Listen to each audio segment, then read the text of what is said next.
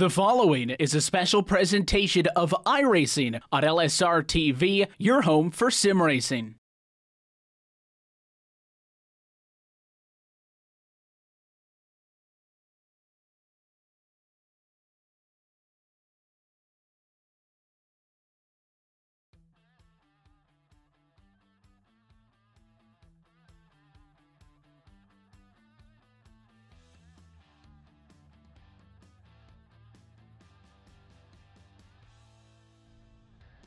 Live tonight from Martinsville Speedway, LSR TV's continuing coverage of the Full Throttle RealSimRacing Cup Series powered by English Auto LLC rolls into the round of 8, where we say good evening sim racing fans and welcome to the Martinsville 200 round number 27 on this 2018 campaign. And as always, we're so happy with us on a Monday night on LSR TV at the iRacing Sports Network. It's myself, Evan Pasoko, Brian Macklin, upstairs with you with Brett Wheeler, bringing us to you down in the production trailer. And we come out of Kansas just a week ago, Brian, making our second set of cuts.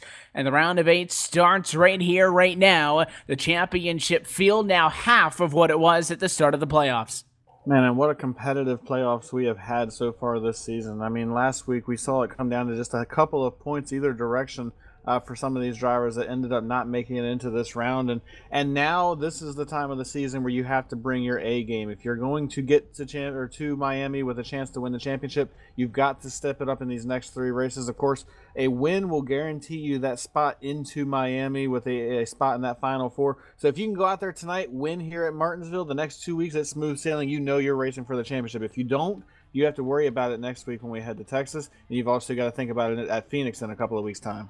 As we get an updated look at your English Auto LLC playoff grid, it was a race win just 1 week ago for Daniel Eberhardt. Without that race win, he would have been below the top 8 cutoff. It would have been eliminated. Instead, you see at the bottom of the round of 12 there, Michael Cozy Jr., Kyle Kamer, Lionel Kalisto, and Dwayne Vincent eliminated and sent home. And the 8 drivers that remain, Comstock, Freitas, Eberhardt, and Jones, with Bowie, Guerrilla, Preet, and Falkingham. But again, the way that this playoff format works, there's no bonus points that transfer over from any, race wins in a regular season, race wins in a previous round. Only time we saw bonus points was entering the round of 16. So it is a completely blank slate tonight, Brian, starting tonight from Martinsville, headed to Texas, and then to Phoenix. 3 races, 4 drivers going to be moving on. Of course, winning you're in a factor, but at least 1 driver at minimum going to be able to points their way in. So it is going to be tight on that cut line for sure.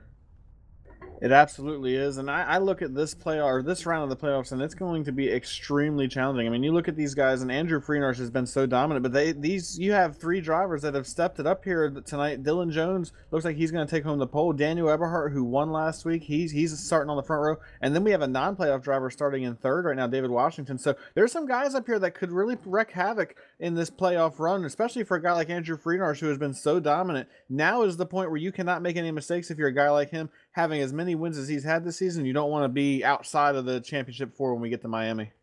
And Martinsville is a racetrack that is known to get a little bit physical at times.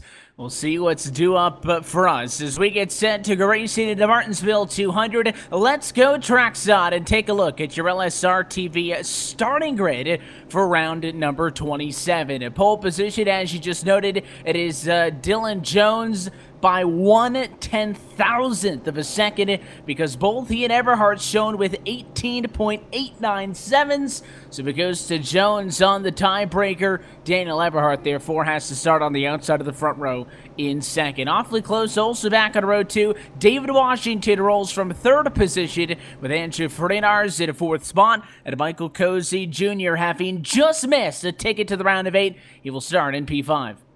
And Michael Cozy Jr. was in a position to make it with about 15 laps to go last week, and unfortunately had some issues right at the end that knocked him out. Galen Gidman will start from the 6th position here tonight. Daniel Falkingham will start P7. Then we have Michael Guerrilla starting P8. Shane Parrish will start 9th, and then Spencer Preet rounds out the top 10. Then you got the final car to take a time at a qualifying session. That is the 48 of Tom Morano in 11th. The rest of these drivers going to be on provisional. And how about a driver who is the best of the round of 12? David Comstock, P12 on the grid this evening. How about taking time at a queue? He's going to be back there with fellow playoff driver. You got Brandon Bowie starting in the 13th position. Lionel Callisto just eliminated, starts at 14th spot. Jason Jacoby is 15th. And then if he's able to make it to the grid in time outside row number 8, it would be Eric Stanford starting in 16th position. That's a quick look top to bottom at your LSR TV starting grid. Let's talk about the paperclip, Brian, though, as these cars roll. Obviously a racetrack that just clocks in over a half a mile in length. Tonight's race is going to be 105 miles between the American Ethanol green flag and the checkered flag this evening. But what makes Martinsville so fun is that asphalt-concrete combination and the only 12 degrees of banking we've got to work with. Look, I'm not saying we're going to see what we saw in the Monster Energy Cup Series race here a couple of weeks ago, but there's the potential for it to happen. We saw Joey Logano move Martin Truex Jr. out of the way in the final corner to secure himself a spot in the Final Four. That's what you can do here tonight. If you're running right behind the race leader coming to the checkered flag, you get into his back bumper, move him out of the racing surface, you could potentially secure yourself a spot into the Final Four. So expect these guys to be extremely aggressive all night long. And if you have that opportunity at the end of this thing, I suspect we might see the old classic bump and run here tonight. You got a long way to go until we're going to be fighting for the race win. Again, 200 laps on deck tonight. As always, we're happy that you're with us on your home for sim racing at the iRacing Esports Network. Only 4 races left to go on 2018 as we get to set to go round of 8 racing from Martinsville Speedway. Green flag in the air and off and away with the full throttle RealSimRacing Cup Series. Dylan Jones from pole will lead first time through 1 and 2. It's a great launch off of turn 2. He's able to get well ahead of Daniel Eberhardt, and now he tries to settle in. You see David Washington sliding into 3rd, and Andrew Freenar still stuck out on the outside line right now. That's not where he wants to be on fresh tires, as Michael Cozy Jr. is on the bottom trying to take that 4th position away. He tries to slide up in the middle of the corner just a little bit to see if he can get him out of the racing group. It doesn't look like it's going to happen, and Freenar clears him to hold on to that 4th position. A great drive by the 88 car to hold on the outside line. It's not easy to be able to get that much speed on the outside of a corner, especially in a place like Martinsville, but he's able to do it, and he does take that spot away. So to be cozy down P5, and in front of them, Dylan Jones up and out of the groove as the 90 machine made a move down low in turn 1, and the 11 machine was a little bit too lenient, tucking it back behind him. Not only is Eberhardt going to go to the race lead, but David Washington through to 2nd, and here comes Farinars and Cozy falling apart. Dylan Jones loses 4 spots in a lap. A big mistake by the 11 car right there. He looks like he's got some issues right now. He's running a much higher groove than the rest of these drivers. You see, he's almost running up into the asphalt down here in the corners, up in the very, very top of the concrete part of the racetrack and in the corners. That will pay off at the end of the green flag run. You're going to see these guys move up after 15, 20, 25 laps. You'll see them running that groove. But on fresh tires, you want to be wrapped right around the bottom of the racetrack, trying to hug that curbing as close as you can. That's where the most grip and the most speed will be at right now. But Dylan Jones, he seems to be committed to running that higher groove right now. Maybe he thinks that's going to save his tires a little bit and give him an advantage on the long run, but definitely giving up a ton of time at this point of the race. Eric Stanford wasn't able to make it to the greens, so the 15 cars that are on track always changes the complexion of a Martinsville race that sometimes you expect to be a little bit of rough and tough of action.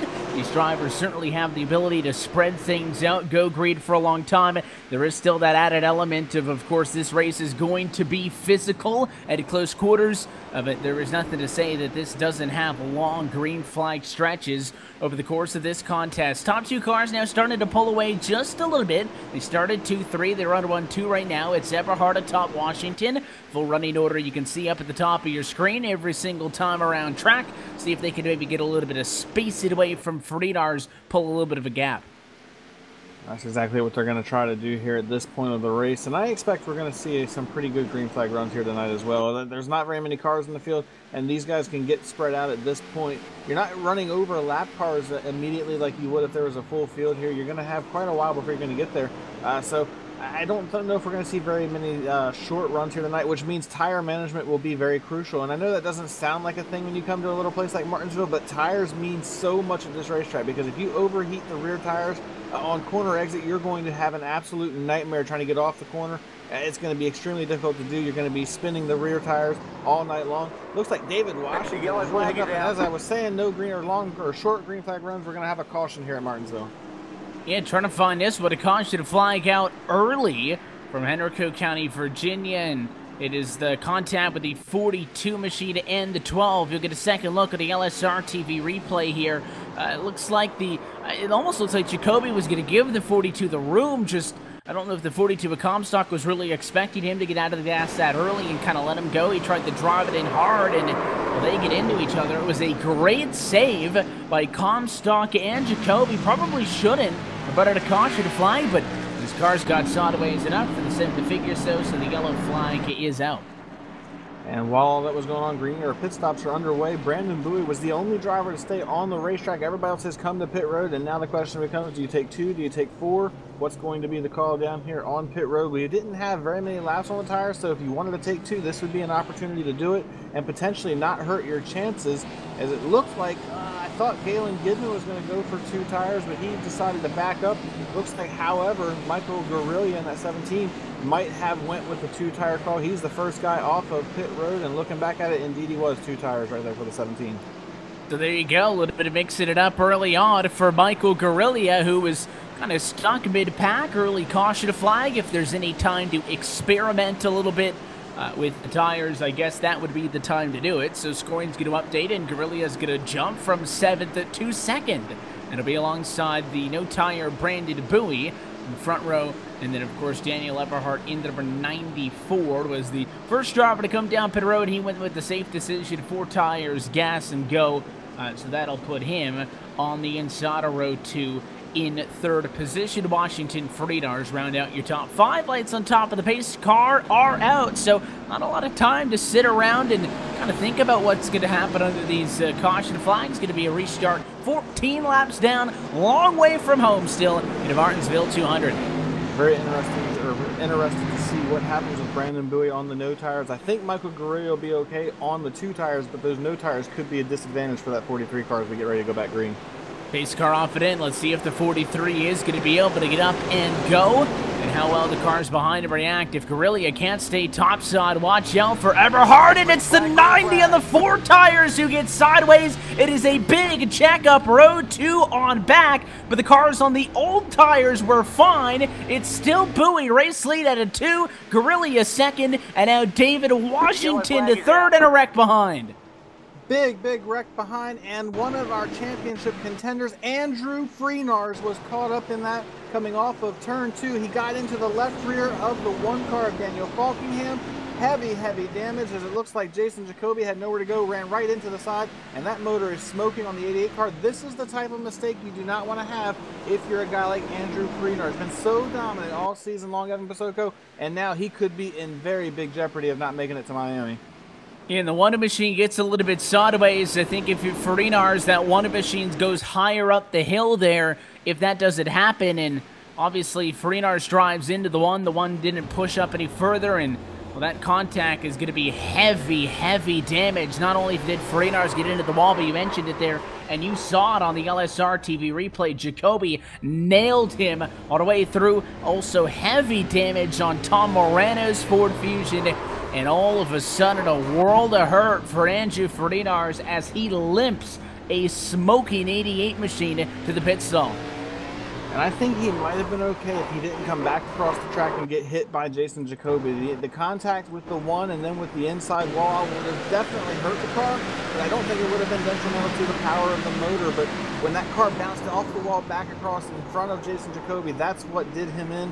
And it is huge. He's going to have to try to get that car fixed and get back out there. Every point is precious, but you can see he's sitting on pit road right now, and he is going to lose multiple laps while that engine gets fixed up.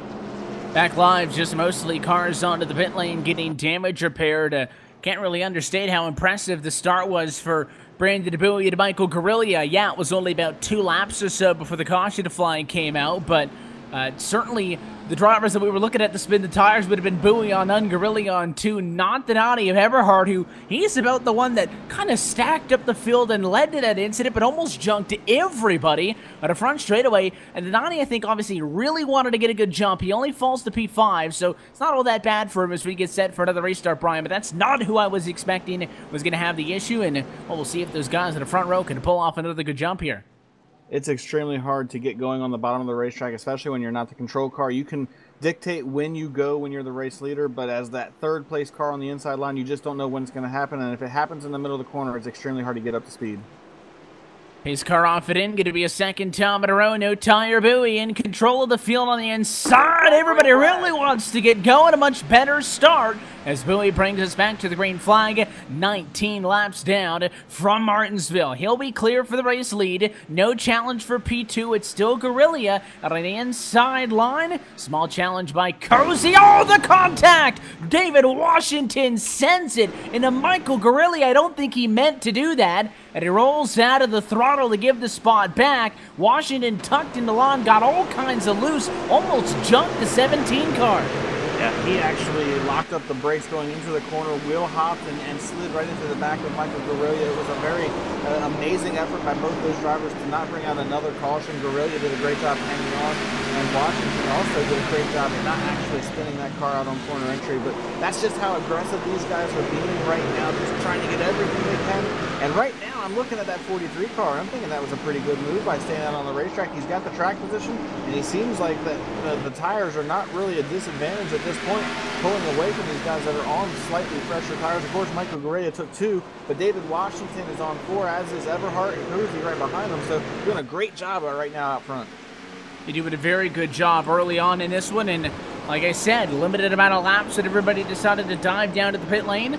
Why not? And so far, working out very well in favor of Bowie. He certainly hasn't been able to pull away like Eberhard was when we saw the Bernani machine up to the race lead in this one, but he's able to continue to hang on, and Michael Guerrilla stands in between him and first car on fresh tires in second. So all is well for the 43 early on in this race from the paperclip.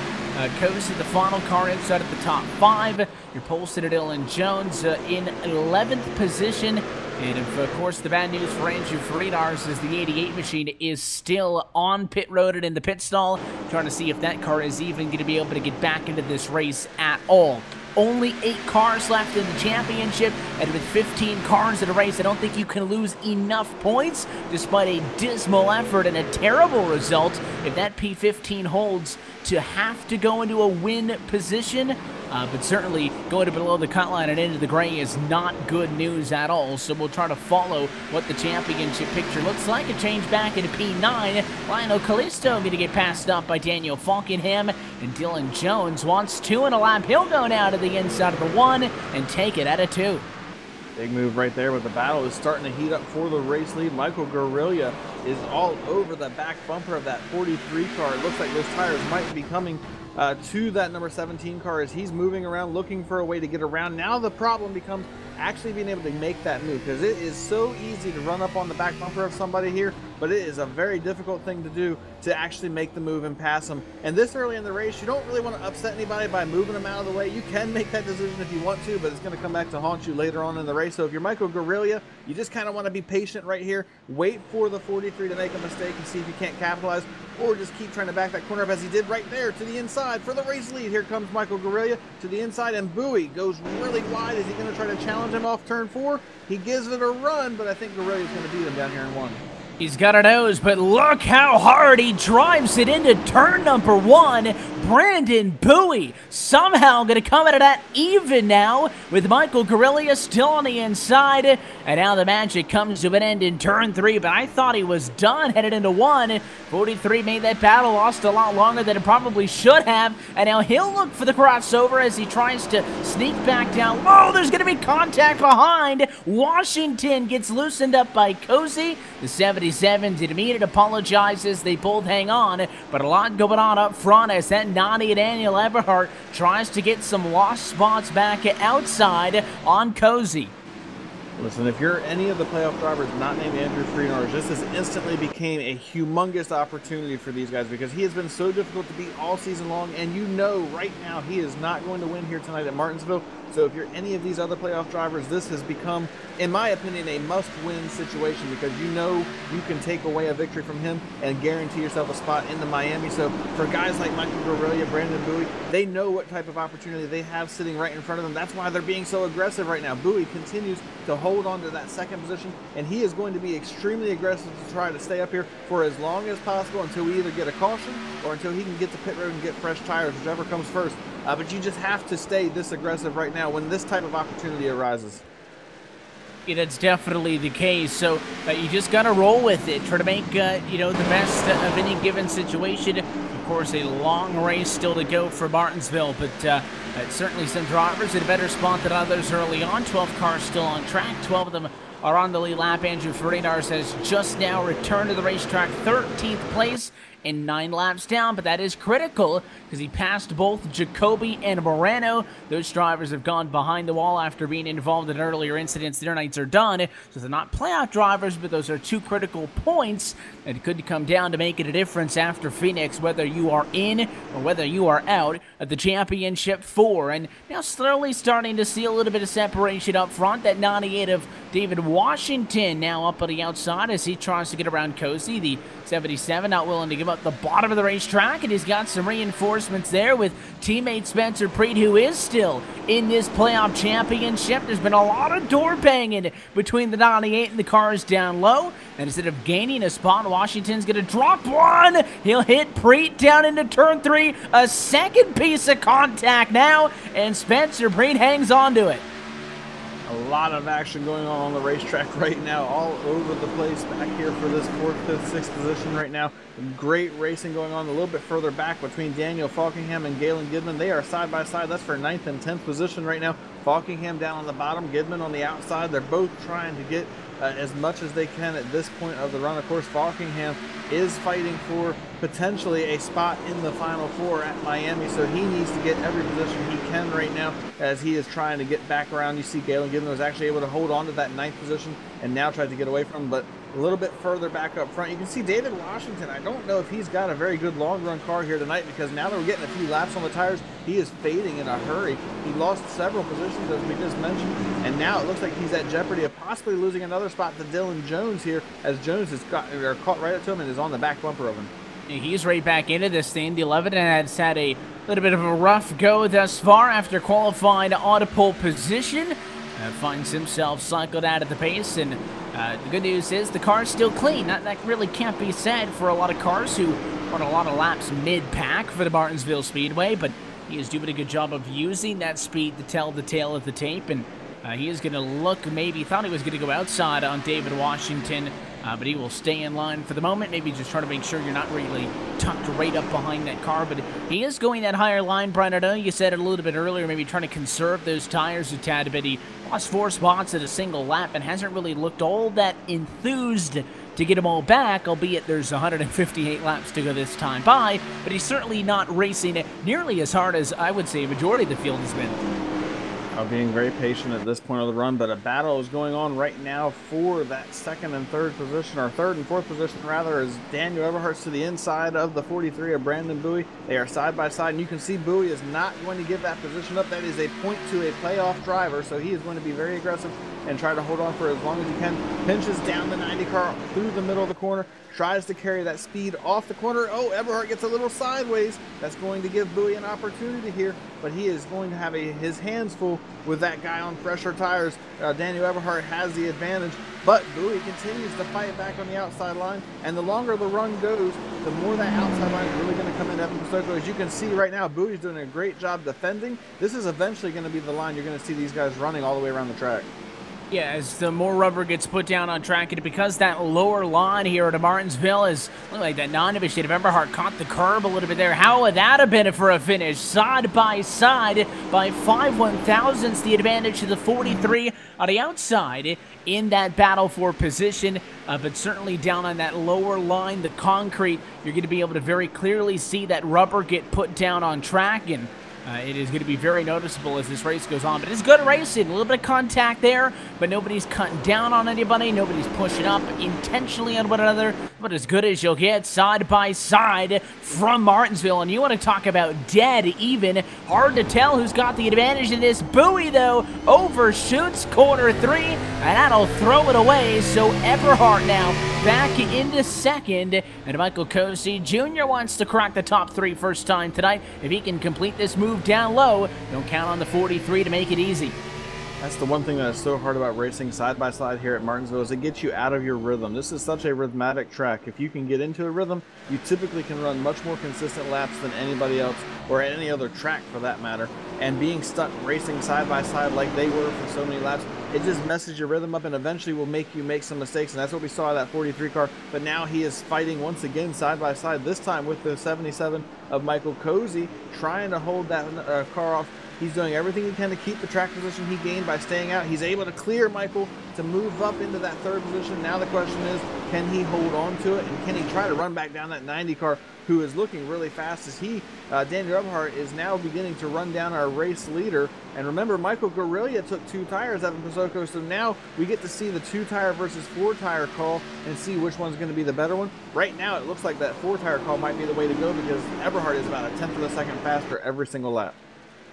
And I think if that battle for second did it go on for as long as it did, it wouldn't be nearly that much. But that side-by-side exchange that went 5-6 laps or so, that allowed Guerrilla to get a majority of that 9/10 of a second advantage that he had that last time by advantage in favor of Guerrilla, just by 2 1/1000ths of a second. So the 17 does have the ability to be able to pull those laps off. Is the question of the consistency, and now both of them going that much higher line down into corner 3 and almost diming it off the corner where they cut low, center off, and try to build up speed. You'll see it here again, the Dyna Machine up top, and he'll dive down pretty close to the curbs on quarter exit, and it looks like a lot of drivers have migrated over that line just a quarter of the way in.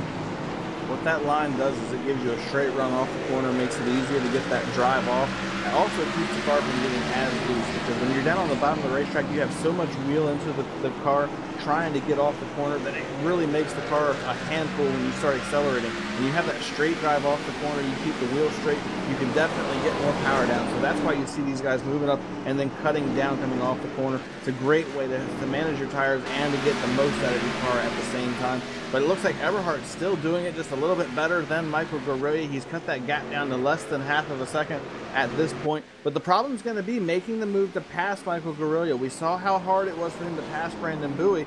Now he's going to have his hands full with a guy that's on 2 tires and has been out front for quite a while. And I expect that we will not see any favors out of Michael Guerrilla. This again is a playoff driver versus another playoff driver. Guerrilla knows if he can hold on to the race lead and stay there for another 145 laps, that's potentially a ticket to Miami. So he's going to be very aggressive when that 90 car catches him. He's obviously going to want to get this done ASAP, and for Guerrilla, obviously the flip side of the coin is he's not going to want to give Daniel Eberhardt any sort of daylight. The Dyna Machine, admittedly, when you look back at the course of 2018, it hasn't been a spectacular year for Daniel Eberhardt. He was able to qualify through into the playoffs easily, and then, of course, made it out of the round of 16 after finishing in 12th position. But again, up until Kansas a week ago, was on the outside of the cut line looking in. Curious if that win, maybe Brian, has sparked something in this 94 to kind of a rejuvenation of sorts and a return to form, because he looks hungry. And again, race win tonight, if he could dare go back-to-back, would put him straight through into Homestead. And if I recall correctly from our post-race interview with him last week, he actually was a little bit concerned about Martinsville. Said this was not one of his more favorite racetracks, and if he had to pick a track that was going to be a weakness for him in this final round, it was going to be right here at the half-mile paperclip. But you wouldn't know that by looking at him right now, as he has got a great run on the back bumper of the number 17 of Michael Guerrilla. Now goes to the inside for the race lead. Guerrilla gives him plenty of room. He's going to give him that inside line all day long, because now that the tires have wore out, the outside line will be a very big way to hold on to the race lead. And you can see right there, he does a great job defending. Now Eberhardt tries to cut down off turn 4, see if he can't make it happen again, but Guerrilla has that power off the corner and is able to hold on to the race lead for the time being. And it's funny watching these cars go off and into the corner, and you see the inside wide open, and Well, in Martinsville, typically you want to hug those curves, but as we're seeing, these drivers right now focused on getting around the racetrack as fast as they can, and admittedly, Eberhard probably could have pushed it a little bit harder that time. Instead, we'll try to regroup, but the longer he sits around here, the number 43 machine of Brandon Bowie closes in. So what was once maybe a 2-car battle for the race lead is now a 3-car battle, all within a half a second of each other, as Michael Guerrilla maybe crosses his fingers, hopes that he'll see another fight for second to kind of slow both cars behind him down.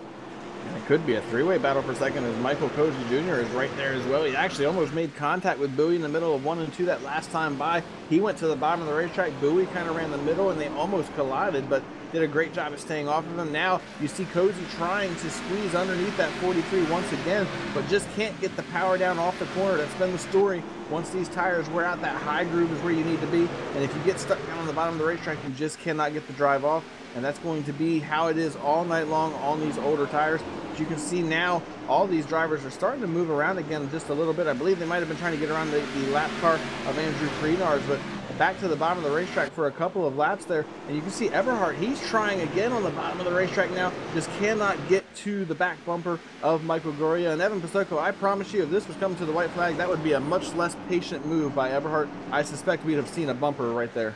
Yeah, well, Guerrilla's back bumper's already met a little bit of contact. You see the nice, somebody's nose imprint on the bumper there for the 17, but in front of the Nani is clean so far, so obviously not from Eberhard, as he's going to continue that look to the inside of many a times. Listen, if the 17's almost daring you to go down there, the Nani Machines is going to hope that maybe it sticks one time off the corner, and then once they get side by side, they can worry about what happens from there. But, I mean, you got to watch out. It's almost to the inside when Bowie, that's the concern is. I like the idea from Eberhard to not overdrive the car, but if you're not going to try to pass the car in front of you, the car behind you is going to try to pass you up, and that's the concern as Bowie nearly snuck to the inside. So he's got to be watching in front of him and keeping an eye on the rearview mirror all at the same time.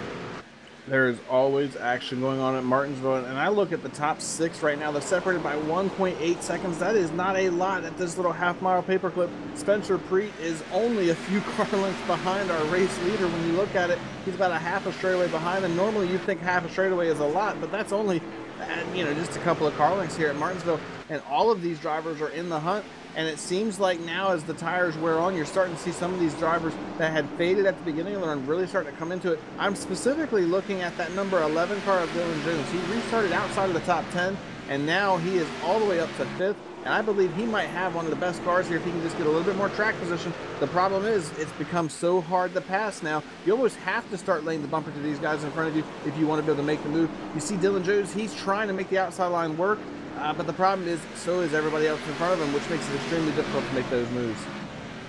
Yeah, it's tough. If everybody is trying to do the same thing, you're evidently just going to drop a bunch of cars into one another. But Bowie may be the most aggressive in this group. I remember when we were just first talking about Cozy coming onto the scene here, Brian. Now the 11 has come onto the scene as well. So it is a 5-way battle up front, with Guerrilla leading on top of Eberhard 2nd, Bowie 3rd, Cozy 4th, and Dylan Jones 5th. And even Spencer Preet from P6 is running faster lap times than the cars up here. So they're all slowing each other down. And listen, I like the call of the 17, but if they weren't running in a pack, you're just talking about single car speed lap times. The 17, I think, is the slowest of the group right now. He is the one holding him up and creating this line. Now, that's not to say that he has any inclination to have to let him go, but that is what's causing this, and sooner or later, that patience is going to start to wear thin. It is indeed, but Michael Guerrilla is doing exactly what he has to do. This is an opportunity to go to Miami and race for a championship. He needs to try to hold these guys back, especially considering that 3 out of the 4 drivers behind you are direct competition to that spot in Miami. You have Daniel Eberhard, Brandon Bowie, and Dylan Jones, who just made the move to the outside of the 77 car. Could not make it stick. It looks like he's going to be able to get back out to the outside of Cozy. Throws the car down into turn 1. Can he hold it and get the run off the corner right here? If he can, this would be a position I believe that the 11 car will get. But Cozy continues to fight hard on the inside line. Jones has to make something happen here. This is his opportunity to get a spot. But now Michael Cozy just continues to fire off on the inside line. And that's maybe his spot. Oh, what a big slide. Dylan Jones, what a save. As he went in hard on the outside of Cozy. There was no contact between those two. And Jones just went way deep into the corner. It was a big slide. And he was able to hang on. And now Britt on the inside of him at a 4 gets sideways also. Everybody looks like they're barely hanging on. You have to drive into these corners so hard that if you get on the brakes too hard, you can actually lock it up and make the car slide like that. That's what we saw happen early on in the race with 98 of David Washington when he was chasing behind Michael Guerrilla. That's what we just saw with the 11 of Dylan Jones as well. And now that you're on older tires, it's even that much harder because when you try to get on the brakes on these older tires, they don't have any grip to begin with, and you're just making that car slide around more and more. But these guys are really good at what they do. That's why Dylan Jones is able to hang on to it. And now I'm curious to see if the tires are hurt on that 11 car. He was looking like, in my opinion, he might have been the fastest car in that group. Now that he's put some wear on those tires, might not be the case. But we have a side-by-side battle for the race lead. Eberhardt got to the inside of the 17. He got sideways off turn 2, but he stays door-to-door with the 17 and 3 and 4.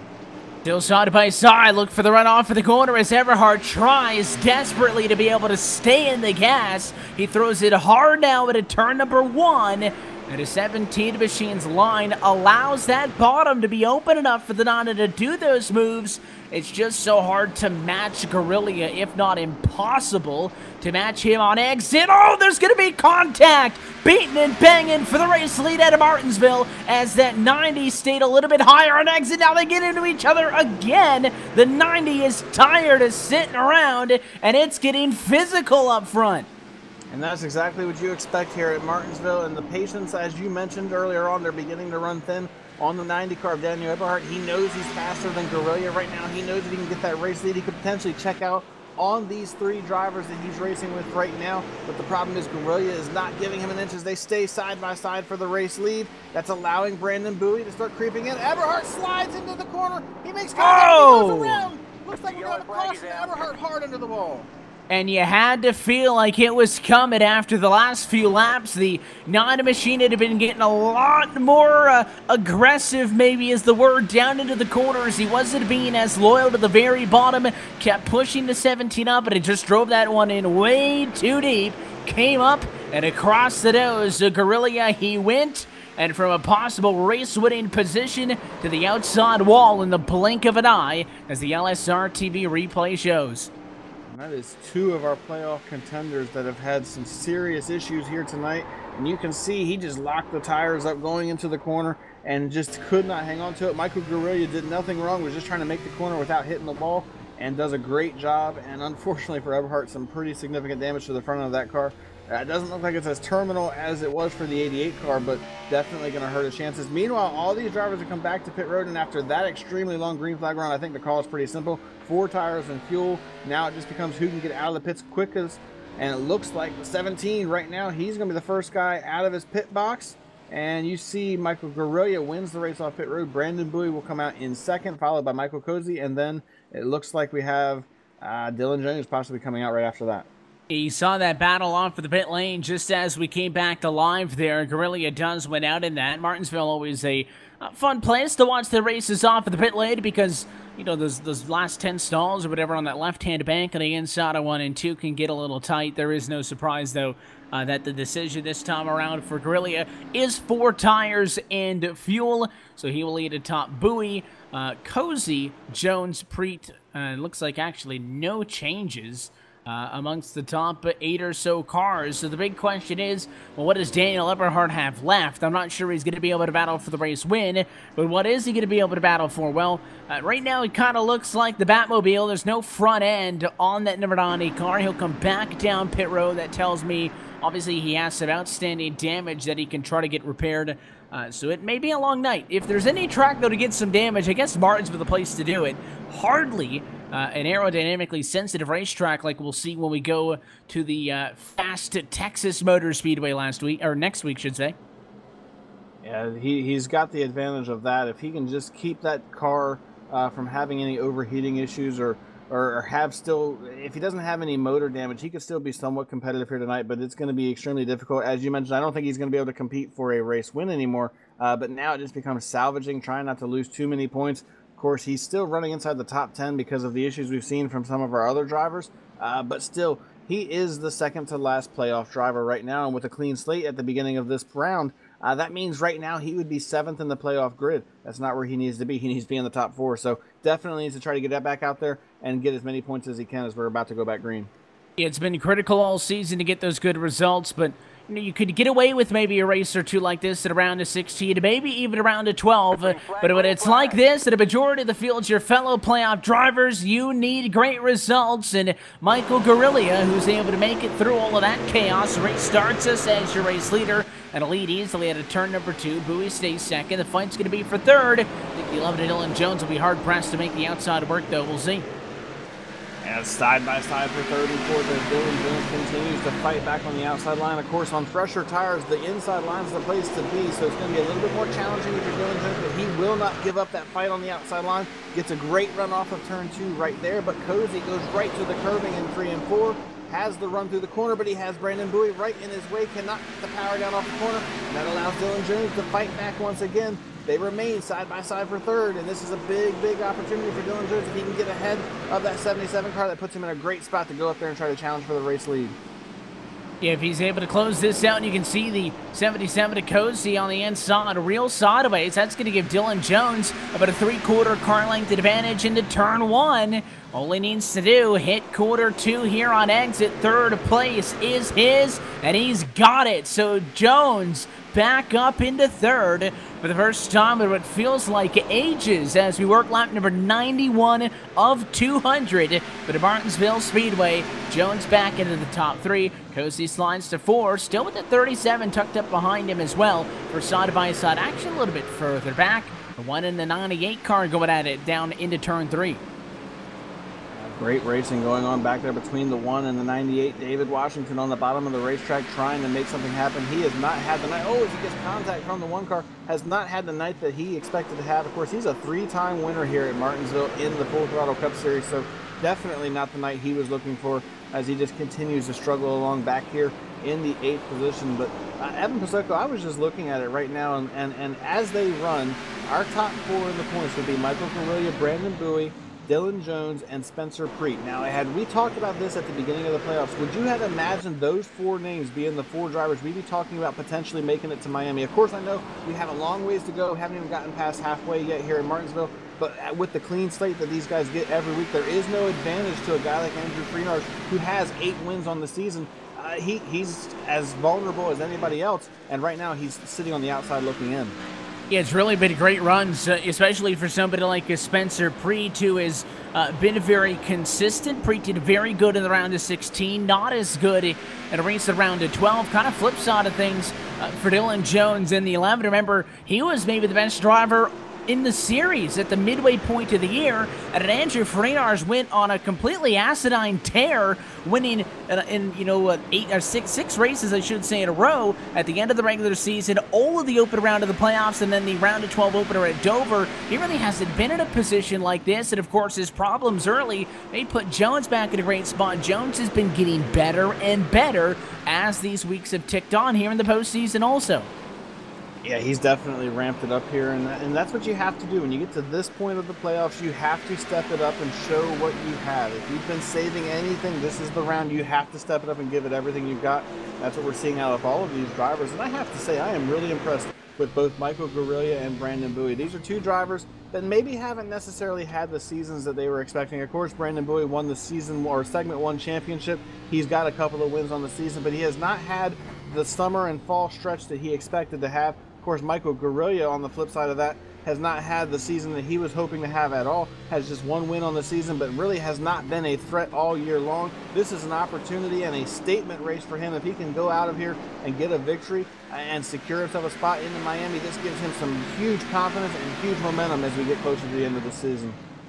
Halfway home, going to be this time with 100 complete and 100 to go from the paper clips. So as we cross the halfway point of tonight's Martinsville 200, let's take a look at our iRacing midway race break, brought to you by iRacing, the world's premier online racing game with professionally organized racing from NASCAR, IndyCar, IMSA, the World of Outlaws, and so many more. At lap 101, it is Michael Guerrilla leading this race from 8th on the grid. He's got a 0.3 of a second lead over your biggest mover tonight, plus 11 for Brandon Bowie. The right now is at a race tie for him in second. Pole sitter Dylan Jones, we've documented his fall down and then his charge back up through the running order. He's scored in third, with Michael Cozy Jr. first, not a playoff competitor, fourth, and Spencer Preet rounding out your top five. Lionel Callisto is scored right now in sixth spot. Daniel Falkenham is exactly where he started in seventh. David Washington slotted back to P8. It is David Comstock in ninth, and rounding out your top 10. Also, the last car on the lead lap is Daniel Eberhardt. Andrew Freenars, after issues in that early incident, he is currently in the 11th position and 11 laps down, still on the racetrack trying to get everything he can at this point. Galen Goodman is out of the race, as is the rest of the drivers. He's in 12th. Then we have Shane Parrish in 13th. Tom Morano is in 14th, and then Jason Jacoby, a very early exit for him as well. Has not had the luck he's had since, or he's wanted since coming into the series. He will finish 15th here tonight. Of course, Eric Stanford was in the server prior to the start of the race, but did not make it in. So we have a 15-car field here tonight, and that's going to look at your iRacing Midway Race Break. For more information on the wide variety of sim racing possibilities online, visit iRacing.com to sign up today. And Evan Pasoka, a lot of racing going on, a lot of action, and plenty of things that you can do on the service. Of course, we have the NIS series that runs every week that's getting ready to come to a close, and you could also start maybe looking into trying to run for pro for next year. Yeah, that's kind of ramping things up. Also, of course, there's countless different disciplines that the iRacing service. What was once just the road or the oval side of things is now the dirt road and dirt oval. And, of course, on the flip side of things, you've got the asphalt side of both disciplines. But the rally cross and the, dirt racing on the ovals has been a great new addition. Of course, iRacing just recently teased some trophy truck action as well. 2019 is going to be a fantastic year, and you can be a part of it by going to iRacing.com/membership and getting signed up now so that you're well acclimated with everything by the time the new year rolls around. And, we were going to step aside, but I'm going to keep it with this because I think something's about to happen up front. Bowie Jones, second, third. They have closed in a significant margin while we look through the rest of the running order there. And all of a sudden, once again, top 3.5 a second. There goes Jones again to the inside of the racetrack to make something happen on Bowie. 43 holds him off, but the 11's got a nose, so watch this battle go on for a little while. I really believe at this point of the race, the 11 car has the best car on the racetrack. He showed it on that long run we had just a few minutes ago, and he's showing it once again now that we're getting some laps on the tires. He is marching his way through the field, but just has not had the track position since starting from the pole.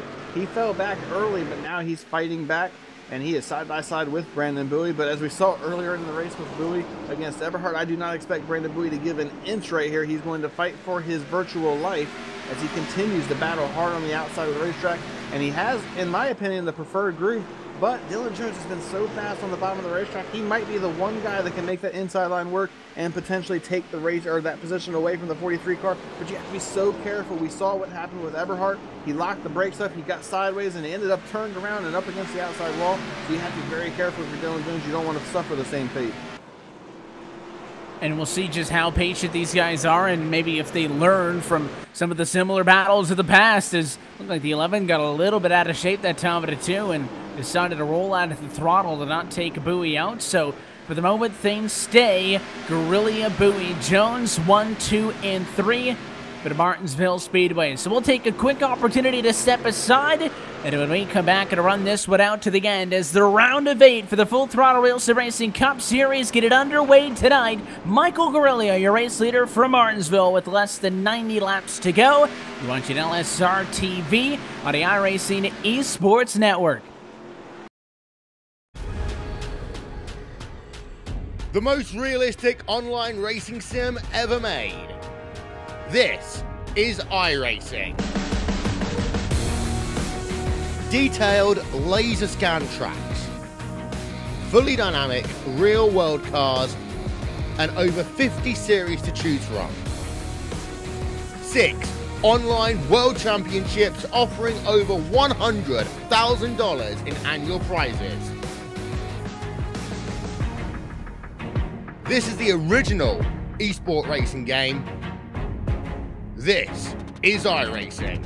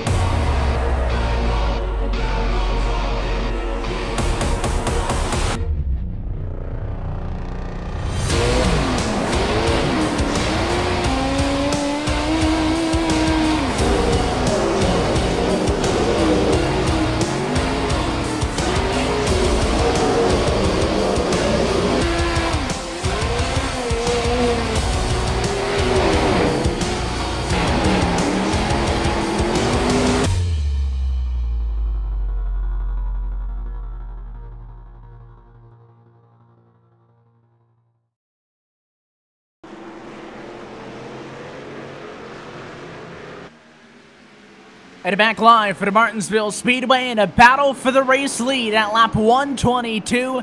Dylan Jones from second to the inside of the number 43 of Brandon Bowie. And it is on. It was the 17 defending as we stepped aside. Of course, Michael Guerrilli has now slid to third. And the cars behind are fighting for the top spot now. Almost clear. Into three was Bowie that time. Of course, we welcome you back into the LSR TV booth. Evan Pasoko, Brian Backman with you upstairs. With Brett Wheeler bringing us to you from Martinsville, the opening race of the round of 8 on the Full Throttle RealSimRacing Cup Series. And Brian, it is on, and he's got it outside of Bowie. Tucks down and takes it away. We're inside the final 75 laps here at Martinsville. Less than 75 laps to decide who might punch themselves a ticket into the Final Four at Miami in just 3 weeks' time. So this is it. This is what you need to do if you're Brandon Bowie. He's won twice this year, and he has not seen victory lane in a very long time. You have to look all the way back to the middle of May, the last time that number 43 car went to victory lane. It has been a very long stretch for him, and he is looking to get back there right now. And what a bigger way to do it than to potentially punch yourself a ticket into Miami. He did a great job defending over Dylan Jones. Now he's trying to give himself a little bit of a gap. And look at what these two have done over Michael Guerrilli. And Evan, you spoke about it on the last green flag run. You felt like that 17 car was really holding up the train. Well, this kind of proves your point to be correct, because now that Bowie and Dylan Jones have gotten by him, they have put over a second and 3/10 on that number 17 machine. Yeah, they've really pulled away from him. Guerrilli has fallen down the ladder once that pass was made. He's now into the hands of Spencer Pre to Michael Cozy Jr. Interesting to note that the 37 and 77 have exchanged positions. It has been Cozy for most of the night leading that duo. Of course, with Cozy out of the playoffs, it is a benefit to the 37 to be in front, so not sure if he just let him go or if he was able to just race his way on through. There's been so much going on up front to keep us busy, but it is going to be Spencer Preet nonetheless trying to make that attack on Guerrilli in a fight right now for third position. And again, that'll be an exchange amongst some playoff drivers with the round of 8 guys, 1, 2, 3, 4 on the racetrack now. And that's the group of drivers as we have a battle for the race lead. Dylan Jones got to the outside of Brandon Bowie. Now, can he make it happen? He's got the preferred racing groove. He has an opportunity to take this lead away. Bowie to the bottom of the racetrack. He's going to have to be very aggressive if he wants to hold on to the race lead. Fights back as hard as he can. But now you see Dylan Jones on the outside trying to start inching his way closer to the lead. If he can get it, this is a big move for that 11 car, and I believe you might see him be able to drive away if he can get past Bowie. He has that racing groove right now, and he is cleared for the moment, but Bowie fights back on the inside. But now off turn 2, I think this is where you're going to see it happen. Can Dylan Jones get the power down to get clear of that 43 car? The answer is no. Bowie stays right there.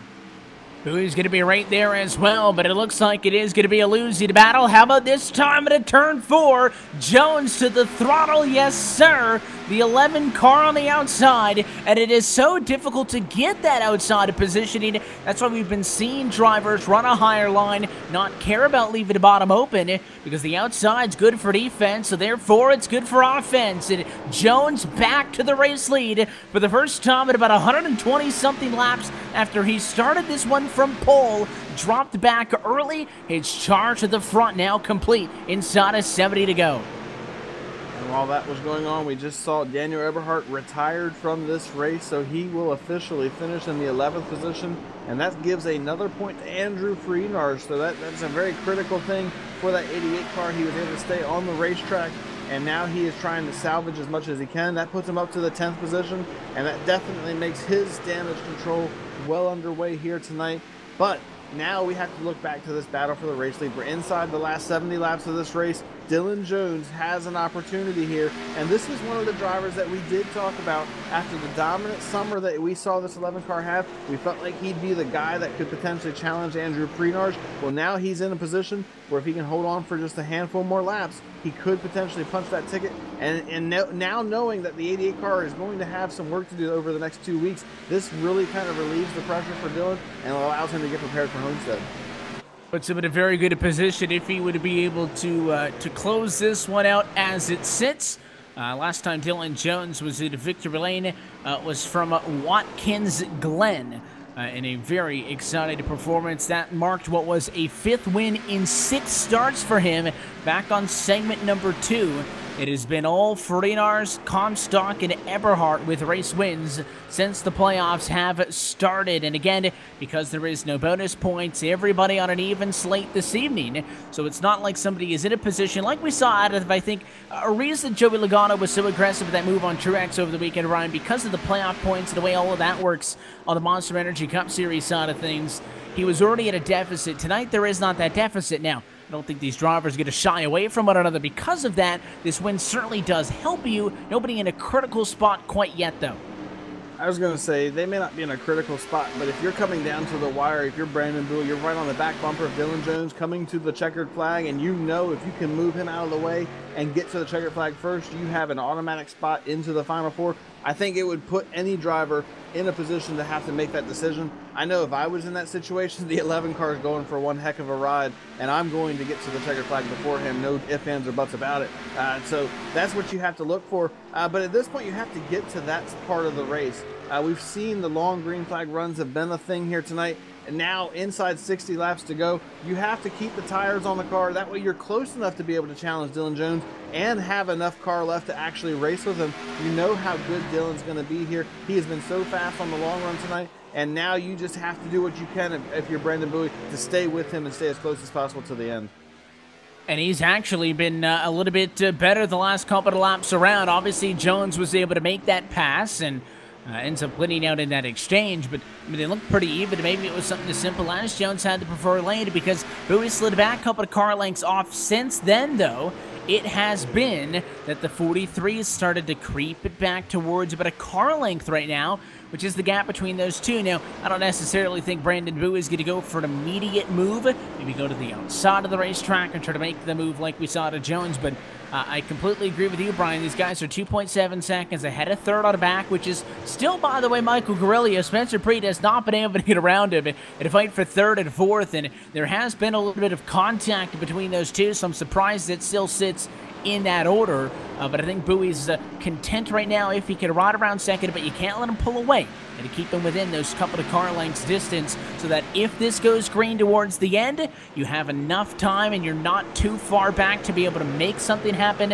Of course, while also not overdriving your race car, wearing up your equipment. There's always a balance. Brandon Bowie sees adventure, and he certainly knows how to find it. And Brandon Bowie is definitely one of those drivers that he can keep that car under control and keep the tires from being too wore out. I expect that he'll be pretty close to Dylan Jones from here all the way to the finish of this race. Of course, we don't have any guarantee that we're not going to see another caution. It's Martinsville, and as we get closer to the end of the race, especially with the battle for third that's going on right now, you could potentially see some incidents as we have Spencer Preet challenging Michael Guerrilla for that third position. He's on the bottom of the racetrack trying to take that position away. Guerrilla fighting hard on the outside line. He has been holding this line up just like he was when he was the race leader. And I believe a couple of these drivers might have been quick enough to stay with the front two had they been able to get by that 17 car, but they continue to be trapped behind him as Guerrilla has that preferred racing group. He is hanging on by I don't even know what at this point, because that car is so out of control on corner exit. Somehow he's able to keep the power down and stay ahead of that 37 car. Yeah, so far, and listen, the 37's going to get tired of this at some point. He goes to the inside again. Anytime someone's down low on you, though, you are kind of hoping that they play fair. All he has to do is push a little bit high on quarter exit, kind of move you up and out of the groove, and almost into each other there as Preet's got to roll out of the throttle again. Oh, so close as these drivers continue to go after it, and you can always tell when that lead car in line's a tad bit slow, when everybody starts to line up. We saw that when Guerrilla was leading in first position, and we see how he runs in third right now. Look at all the cars behind. Not only is Preet there, and not only is Cozy there, but Lionel Callisto and David Washington now in the exchange. Yeah, and I have to admit, I would not have been as patient as we've seen this Spencer Preet be with Michael Guerrilla. At this point, I'd have probably went ahead and laid the bumper to him. After being beside him and behind him for as many laps as you've been, and knowing that you're that much quicker, you have to at some point just make that decision. You're going to move the guy out of the way, and then just hope that he can't get back to you any time at all for the rest of the race. But you're running out of time. You've already given up 4 seconds to the race leader. I'm not saying that Spencer's going to be able to run them down, but there's the potential that they could get racing side by side. He might be able to start making some time, and you never know what could happen. So you just have to start making those moves. Not to mention that for Spencer Preet, that's a point towards his playoff hopes. If he can get ahead of Michael Guerrilla, that's a playoff driver he's racing against. You want to be the highest finishing playoff driver possible. That way you get as many points as possible as you get, just in case you cannot get a victory to guarantee yourself a spot in. And all of these are things that drivers are thinking of, and you weigh your options at a place like Martinsville where you can decide to turn it up that little bit extra. What's it worth to me? And of course, we say it every Monday night. And if you've been with us through the course of the 27 weeks on this 2018 campaign, you'll know. But maybe those of you who are joining us for one of the first times here on LSR TV on the iRacing Sports Network, of course, with the iRacing service. So many of these drivers have actual people in the sim with them, their spotters, their crew chiefs. It's a point we bring up on a week-by-week basis. Sometimes those are the people who help make decisions. Your race leader is into the outside wall. Dylan Jones just threw this race away on turn 3 entry. Completely missed it, went into the outside wall, and all of a sudden it's going to be Brandon Bowie back to the race lead. And he just did what we've seen so many guys do all race long. He just overshot the corner, locked the brakes up, and somehow managed to keep that car pointed in the right direction. Of course, I think the wall gets an assist on that one, but now with less than 50 laps to go, 45 laps to go, you saw in your replay, he has his work cut out for him, because now he has upset his tires and he has lost the race lead and fallen to 0.7 of a second behind our now race leader, Brandon Bowie. It's going to be extremely difficult for him to do anything with Brandon Bowie, but how about the opportunity that has just presented itself to that 43 car? If he can just keep it smooth here for the next 43 laps, he could potentially be our race winner here tonight. And that was all going in Dylan Jones's favor. I think it just has to be simply a slip of the mind as he made the mistake into turn 3, because after Bowie, we kind of complimented the 43 on being able to stick with him. The 11 machine. Oh, and there's going to be contact and a caution behind Michael Guerrilla, and the 37 of Spencer Preet get into each other, and Spencer Preet is going to spin, contact with Cozy, and a caution. So all of a sudden it crumbles apart, and this race is going to have a restart with less than 40 to go. Boy, and Spencer Preet did not need that, as you see the replay on your screen side by side, and he just made a little bit of contact with the door of Guerrilla, and it just kicked him sideways. He's got some pretty significant damage to the front of that car. Not as bad as we saw for both Andrew Freenarge and Daniel Eberhardt, but definitely not what you needed, as he did give up a couple of positions. Now these guys come to pit road, and this could be the money stop. This could be the last time these guys come to pit road, depending on what we have for cautions. So you have to have a flawless stop down here on pit road. No mistakes by your pit crew. You cannot afford a speeding penalty, and you have to try to be the first guy off pit road right here. And it is just going to come down to, I think, who's got the best four-tire stop and who's going to be able to execute this one. Brandon Bowie, your race leader, after starting in 13th position, as one of the first pit stalls. So it's going to be a very early pit stop for him. It's going to be the four tires, and now he's going to have to try to build up speed and get going. We'll watch to see if there's going to be a race off of pit road as Brandon Bowie rounds on the exit. The 11 car got him. Dylan Jones going to go from second to the race lead with a masterful pit stop. What an incredible move right there by Dylan Jones's pit crew to get him out in front and take the race lead back. And after the mistake he made on the racetrack, absolutely incredible. He has an opportunity to redeem himself. But it's not over, because Brandon Bowie proved he could stay with him for a very short period of time, for actually quite a while. So if he can get a good restart and be able to do something with him, well, you could potentially see Bowie be able to still challenge for this race lead.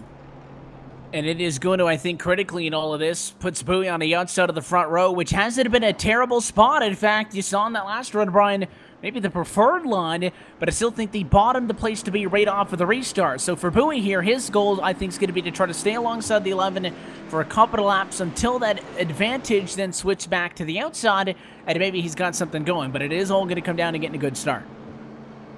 That's exactly what it's going to come down to for all these drivers. But now we also have to question, how many more restarts are we going to have? Now that we're inside 40 laps to go, everybody's on fresh tires and they're bunched back up. Will we see the aggression level step up? Will we see more cautions at the end of this thing than we've seen all race long? It's been a very clean race to this point. Lots of hard racing, lots of aggressive racing, but not very many wrecks to account for. But now this is where you have to get everything you can.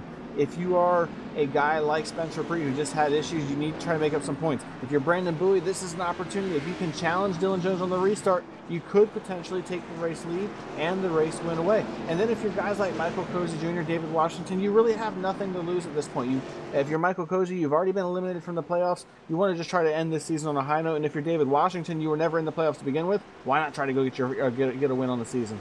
A big twist is going to lead to a thrilling finish tonight for the Martinsville Speedway. 37 laps to go, but the trip to home still on the line, and it's going to be a wreck on the restart. David Washington.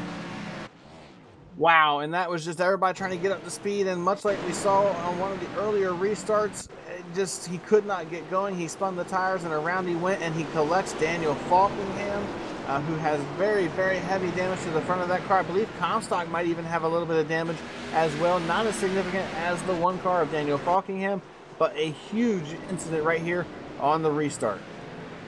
And it was the 98 on the outside. You could see it was a combination of, I think it almost looks like Brian, the 98 checks up, and then they go, so he's slowing down and then immediately transitions to the gas, so it's going to be a lot more difficult for him to get the power down. It just spins out immediately, all on his own.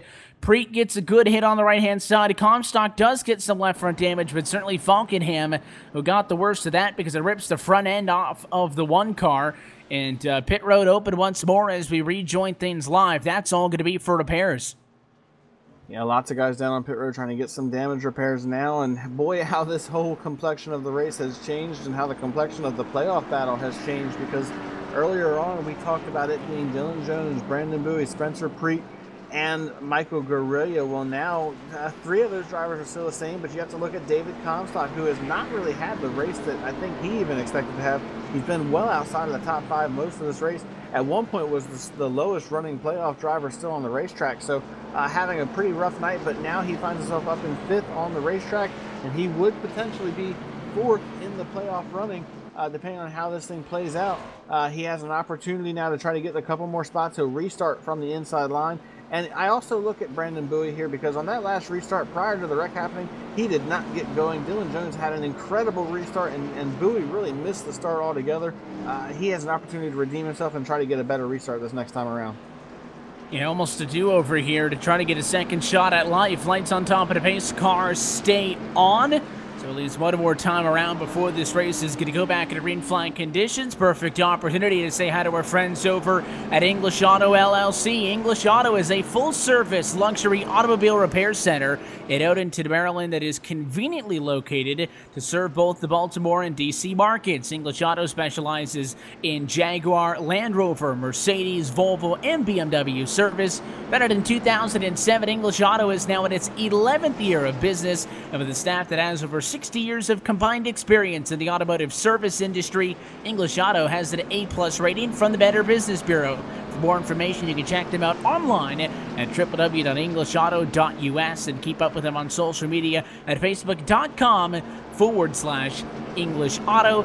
Title sponsors of the Full Throttle RealSimRacing Cup Series, powered by English Auto LLC. Tonight now, 31 laps maybe going to be to go by the time this race restarts. The opener race of the round of 8 on the playoffs. Of course, the next 3 weeks, you're going to want to be with us here on LSR TV on the iRacing Sports Network. Next week from the Texas Motor Speedway. The week following from Phoenix or ISM Raceway. And then, of course, it all concludes at the end of the month from Homestead, Miami, where we crown a 2018 Full Throttle Cup champion right here on your home for sim racing. But before we get there, well, we have to know who's going to be racing in that championship for, and there's still a chance that Michael Cozy, who's up into third, going to play spoiler tonight after being eliminated last week at Kansas. But it is a playoff battle on the front row. Jones inside in control. It'll be Bill on the outside, trying to match him. Green flag in the air. A great start for the 11 car. Jones launched once again, got a great restart to get clear of Bowie and get a couple of car lengths on him, and they're side by side for that third position as Spencer Preet battles hard on the outside line. Now he's able to get clear to the inside. He cuts down in front of Comstock to take that fourth position, and they are side by side back there just a little bit further back. David Washington and Michael Guerrillo, so the battle's on back there. But now the question becomes, inside 30 to go, can Brandon Bowie get back to the 11 of Dylan Jones and challenge for the race lead? We'll see if he's going to be able to make that ground back up. Both these cars have been kind of going back and forth on speed all this evening. We'll see who's got it when it matters the most, with Cozy stalking in third, Preet fourth, and a Comstock rounding out your top 5. If this were to go to the end, it would certainly be well shy of the longest green flag run of the night. Of course, restarts and all of that, a possibility, but Jones is looking pretty good right now, and the second Cozy gets into it with Bowie there, then that's really going to help the 11 out if it does. We've seen a couple of battles like that, Brian. Side-by-side P2 lets the leader get out to about a second or so gap every time. When you've got one of the fastest cars on the track, if not the fastest car on the track out front, you don't want to give him any type of an advantage. You've got to try to stay with him and stay within striking distance. That way, if it comes down to it, you can try to lay the bumper to him coming to the checker flag. Of course, Bowie right now is not even close to being able to make that move. He's about a half a second off the back bumper of Dylan Jones. It would take some type of a miracle for him to even have a chance when we get down to it. You've got to be aggressive, but you also need to try to save just a little bit of tire just in case you do get close enough to make a move at the end of this thing. But running out of time now if you're Brandon Bowie. 25, 26 laps to go here at Martinsville, and they will click off very quick at 4 laps a minute, 3 laps a minute. You're not going to take very long at all to knock off 25 laps, so you've got to start thinking about the finish of this race. That's the concern, is you have to focus on how you are going to close this race out, and even without a elongated side-by-side exchange for second, Dylan Jones has been able to pull away, so we'll see if he's going to be able to secure this one. Both of these cars starting to get on older tires, and even saw the last time into the corner, Bowie looked a little bit squirrely, go down into 3. That's the same part on track that Dylan Jones made that critical error from earlier. He was able to get the race lead back with a fantastic pit stop, but if I'm Brandon Bowie, I know that the 11 is digging hard each lap. I want to put pressure on him, see if I can force him to make that same mistake a second time. Yeah, he can't afford that mistake because he will not have time to rebound from it. And he has the 77 of Michael Cozy Jr., who too could capitalize on a mistake like that being made. So you've got to be very careful here. I'm sure after that happened, he dialed a little bit of brake bias to the front of the car to try to make it a little bit harder to make the rear tire skip like that, to hopefully keep him from making that same mistake again. So he's being very cautious at this point. I've actually noticed he's backed the corners up just a hair from what he was doing prior to that incident happening. So definitely being careful, but Bowie's keeping him honest. Bowie has been right there with him, running pretty even lap times to the 11 car, and at times he's been just a hair quicker. At the stripe right here, it looks like he might be just a little bit quicker, about a half a tenth quicker. Of course, you're going to have to take off a little bit quicker lap times than that as we get down to it. If you want to have an opportunity, we're inside at the stripe here. We'll be at 20 laps to go, so he's got to start making a little bit more headway if he wants to have an opportunity at this thing. 20 laps left this time by from Martinsville. Dylan Jones looking for a trip to the championship 4. Brandon Bowie obviously wants to take that title to his own quarter as Cozy in third continues to linger, but it is no longer a battle for second. Bowie, the best car on the racetrack, this time by Jones up front, puts down a 19.662. It was a 7.91 for Bowie, so that gap goes now in favor of the 11 car. And over the last 5 laps, the 43 has been the best on 3 of them. He just needs to find some consistency, and now's when you'll see, if he's not making up enough time, that 43 car start to search a little bit, modify his line, because if you're doing what the car in front of you is doing, you can only gain so much time, and Bowie's certainly going higher in, lower off. Not sure it's helping him right now, though. No, it's not really helping him a lot, but he's got to do something at this point to try to challenge that 11 car, see if he can't make up some time. But they're just continuing to run fairly even lap times, as you can see. Just a couple thousandths of a second for the 43 car that last time by. He's making up a little bit of speed, but not enough to where it's going to be enough to get him there. He's going to have to find some kind of big jump in speed if he's going to get there. But doing everything he can if you're Brandon Bowie, just trying to keep that pressure on. Like you said, if you can force Dylan Jones into making another mistake, even if it's not as drastic of a mistake, maybe he overdrives the corner just a little bit, or maybe he underdrives the corner and you're able to get to his back bumper. It's something to give you an opportunity. And you can see Brandon Bowie looks like he might have found something, because he's actually picking up some pretty good time right here. I think he's going to gain a little bit here at the line, and the answer to that is yes, he gains about a half a tenth. So if he can keep taking chunks out, he could potentially get back up there and have a shot at this thing. Did look like he went a little bit deep, though, in the corner number 1. May have given up some of the time he got back, and another high entry that time into 3.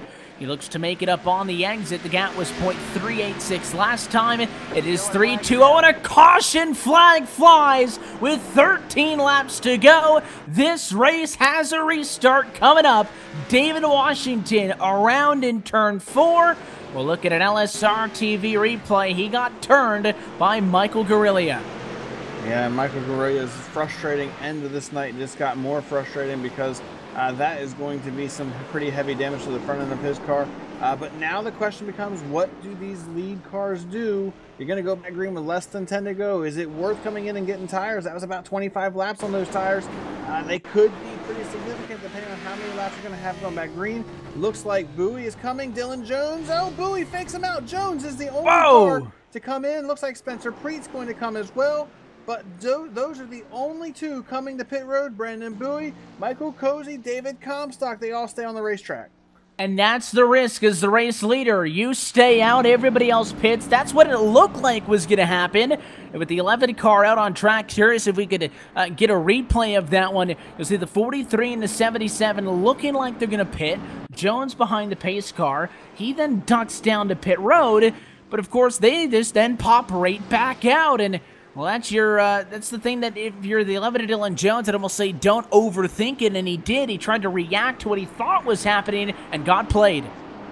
And this is almost where I have to come from a driver's perspective. I almost wish that we had the same commitment lines that NASCAR has in place, because if you look at that on the replay, you would see that Brandon Bowie was technically below the commitment line. That means he has to come to pit road, but the same thing can be said about Dylan Jones, because he waited well beyond where the commitment line would be, which is right at the end of the wall on the back straightaway. There's a white line down there. That's where you have to commit to whether or not you're coming to pit road. Neither of these drivers stayed true to what they would have done, and by NASCAR's terms, that would have been a commitment line violation for all of those drivers. Michael Cozy would have been hit with it, Spencer Preet, David Comstock, and Dylan Jones. All of these drivers would have been hit in a big way, and I almost think you need to have some type of a commitment line rule in place on iRacing to try to prevent things like that from happening.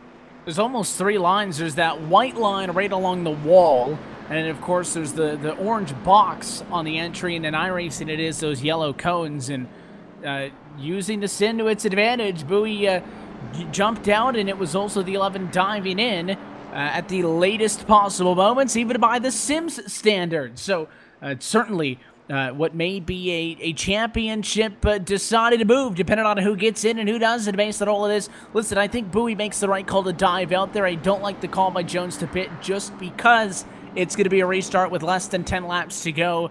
Of course, it looks like Jones is going to line up P6, Brian. That's the outside of row 3, but the limited amount of laps and the relative success that cars with old tires have had. I know Jones is going to be the best car on track right now, but I don't know he's going to be the best car on track by enough to make up that amount of time on those amount of cars with the amount of laps that are left. We will find out, though, because the lights on top of the pace car are out. Is it going to be for the final time tonight? 8 laps to go. Bowie inside and Cozy outside on the front row. Is the 77 going to play a spoiler, or is Brandon Bowie going to fight for a championship on 2018? Here we come. Green flag in the air. Fantastic jump on the inside. Here comes David Comstock, and he gets turned.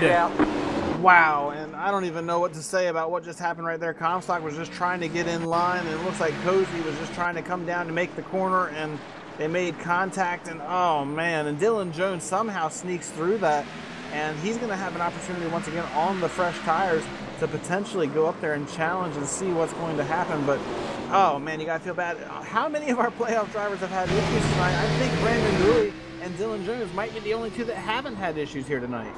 That was Comstock's first real appearance in a top 5 all night, and it's Cozy trying to get in line behind him. The 77 at fault on that one, tries to squeeze in between Comstock and Falkenham to not get Freight Train, and he hooks a right, and a horrible result for David Comstock, who comes into this race as the #1 seed in the playoffs after winning the round of 12, courtesy of a win at the most points amongst Heath, Ferdinars, and Eberhard, who got those wins. But again, the #1 seed in this round don't mean anything because everybody's tied, and all of a sudden he'll go from a chance at maybe stealing a win in you're in to being at the back. Yeah, and just absolutely wild what's going on here tonight. I mean, just the aggression level was there. I mean, we talked about it all night long. These guys were going to have to be aggressive. They were going to have to really ramp it up if they wanted an opportunity to go to Miami. And you know, with Andrew Freenars having the issues that he had, this was a big opportunity for all 7 of the other playoff drivers to give themselves that free pass in and not have to worry about it and take those points away from the 88 car. But now we've seen so many of these playoff drivers have issues that really Andrew Freenars is going to be okay. Of course, at this point, he's no longer on the racetrack. He's figured out that he cannot make up any more time or positions on the racetrack, so he has went ahead and given up for the night. But he's going to come home in 10th place. He could have finished 15th. That's where he was at prior to all this happening. He picked up 5 very valuable points on the racetrack that could really pay dividends to him later on this round. And now the question is, after we've seen all of the craziness that has unfolded, how many laps are you going to get, if any, to decide this one from Martinsville? Working right now, lap number 197 for race leader Brandon Bowie. We will see if the lights go out this time by. Would it give us a green-white checker finish? That is to be determined. This time by, lights on top of the pace cars stay on. So at best, a 1-lap shootout, Brian, and based on the cars doubling up, I think that's what we're going to see. You know, and I don't want to count the 11 car of Dylan Jones out, because if he can get a pretty good restart here and maybe get clear to the bottom of the racetrack before we get to turn 1, I think he has an opportunity with those fresh tires. There's going to be some wheel spin on this restart, so the key is going to be not getting trapped behind anybody that's got that wheel spin. Hopefully for Dylan Jones' sake, you don't want to see the 97 make any mistakes. You want to see him get through the gears pretty good. You almost want to see Daniel Falkingham have a bad restart so you can get to the bottom right away. If he can do that and get clear to the bottom, I have a feeling Brandon Bowie might have his hands full down in 3 and 4. Lights on top of the pace car are out, Brian. Here we go. It's going to be Bowie, Callisto, the front row. Falkenham, Jones, 3rd, 4th. Spencer Preet, 5th. Full running order at the top of your screen. But talk about some guys getting a late opportunity that we haven't talked about in some time. Yeah, what an opportunity this is for guys like Daniel Falkingham, like Lionel Callisto. They have an opportunity to steal a win away from one of these playoff drivers. But pace cars in, we're about to go back for 1 lap. 1 lap to determine it for the Martinsville Speedway, right here on LSR TV and the iRacing Esports Network. Green flag in the air, it's a bad start outside. Kalisto falls to 3rd, maybe 4th. Here comes the one of Falkenham, though, on the inside. The battle going to go down the back straight away. How does he drive into turn number 3? The gap's going to be too much. Brandon Bowie pulls away, and he'll come at a turn number 4. Winner from Martinsville, and to the championship 4 goes Brandon Bowie as crashing behind them. Lots of crashing happened on that last lap. David Comstock got turned around off of turn 2, and he will come home in the 8th place finish here tonight. Actually, looks like he's going to come home in 7th place, as he had some big issues there coming off of turn 2. Got turned around. I believe he made contact with the 11 car of Dylan Jones, just trying to dig for everything he could. But what a restart that was for Brandon Bowie to get out there and get that launch. And I really thought Daniel Falkingham was going to be able to make a move on him going down into turn 3, but he just wasn't close enough to make that classic bump and run move. He wasn't close enough, but I think he knew that. Didn't want to go in and send it, of course. Falkenham, a playoff driver, could have really used that, and instead he'll take the abundance of points that come with the P2. And how about Brandon Bowie to fight through this race? He is your hard charger, started 13th en route to the race win, Brian. And, well, for somebody who started the season with such promise, 2 race wins early on from Richmond in April and Michigan in June, had been shut out ever since, was able to get to this point after a very good performance in a round of 16, and of course, a very good performance in a round of 12, but they've been looking for that little bit extra. That's it. He's through into Homestead. Yeah, and you know what? I have to look back to last year, because Brandon Bowie won at Homestead in the season finale race last year. It was his only win on the season last year in the Full Throttle Cup Series. So now you have to look at that and wonder, is he a favorite to go out here and possibly win again? If he can do it again in 3 weeks' time, that is going to guarantee a championship for Brandon Bowie. It would be a heck of a storyline to follow for sure. He's making his way to Gatorade Victory Lane. That's where we'll catch up with him next. Brandon Bowie's your race winner from Martinsville and advances into the championship 4. We'll talk with him and the rest of your top finishers in a moment with the LSR TV post-race show next. You're watching the Full Throttle RealSimRacing Cup Series on the iRacing Esports Network.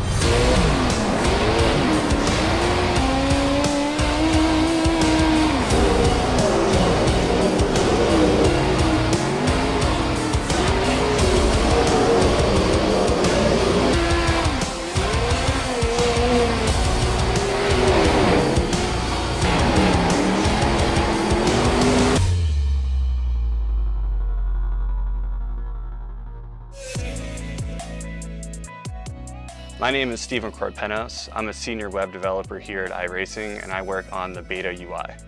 It's funny because iRacing has been around for 10 years, but we want to keep delivering the best possible user experience to our customers, and we've found that the old UI isn't exactly what we're trying to deliver in 2018. We want to use new features and provide the best possible experience when using the sim.